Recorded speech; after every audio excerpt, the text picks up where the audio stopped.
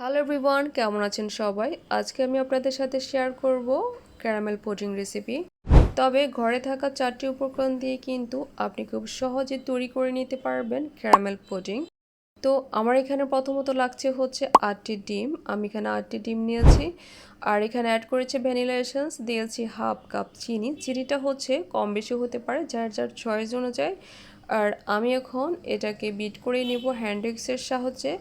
আপনাদের কাছে যদি হ্যান্ড বিটার অথবা গ্রাইন্ডার মেশিন থাকে তবে সেটার সাহায্যে কিন্তু আপনারা কম সময়ের মধ্যে মিক্সড করে নিতে পারবেন। চিনিটা যতক্ষণ না পর্যন্ত একদম গলে যাচ্ছে ঠিক ততক্ষণ পর্যন্ত কিন্তু হ্যান্ড হুইক্সের সাহায্যে এটাকে খুব ভালো করে মিক্সড করে নিতে হবে। তো আমার এখন লাগবে হচ্ছে 500 মিলিগ্রাম ঘন দুধ। তো আমি এখানে 1 কেজি দুধকে 500 মিলিগ্রামে ঘন করে নিয়েছি। দেন যখন এটা ঠান্ডা হয়ে আসবে ঠিক তখনই ডিমের সাথে দুধটাকে মিক্সড করে নিতে হবে। ডিম এবং দুধটাকে অ্যাড করে নেওয়ার পর হ্যান্ড উইক্সের সাহায্যে 5 থেকে 6 মিনিট এটাকে আমি বিট করে নিব।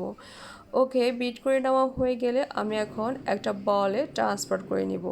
ট্রান্সফার করে নেওয়ার সময় আমি এটাকে চালনি দিয়ে চেলে নিয়েছি, যাতে এটার মধ্যে যদি কোনো অংশ কোনো কিছু যদি থেকেও থাকে এটা কিন্তু চালনির সাহায্যে কিন্তু উঠে চলে আসে।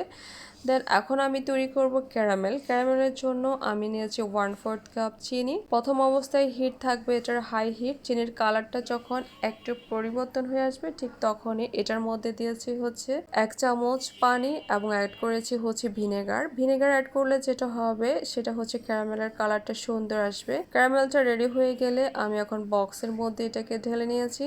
দেন ঢেলে নেওয়ার পর এটা যখন ঠান্ডা হয়ে আসবে ঠিক তখনই লিকুইডটা এটার মধ্যে ঢেলে নেব এবং এটার উপর একটা ঢাকনা দিয়ে ঢেকে দিব।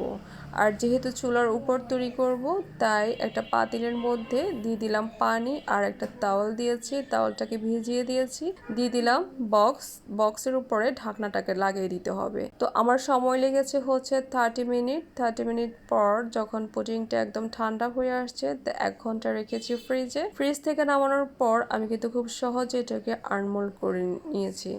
দেন এই যে দেখতে পাচ্ছেন আমার পুডিং, এটার উপরে কালারটা দেখতে কিন্তু যেমন সুন্দর, খেতেও কিন্তু অসম্ভব মজা হয়েছে। আর এটার ভিতর টেক্সচারটা কিন্তু একদম ক্রিমি একটা টেক্সচার এসেছে। তো আমার রেসিপিটা আপনাদের কাছে কেমন লেগেছে সবাই কমেন্টস করে জানাবেন। তবে আপনারাও কিন্তু চাইলে তৈরি করে নিতে পারবেন ঝটপট এরকম একটা সুন্দর ক্যারামেল পুডিং। তো সবাই ভালো থাকবেন, আল্লাহ হাফেজ।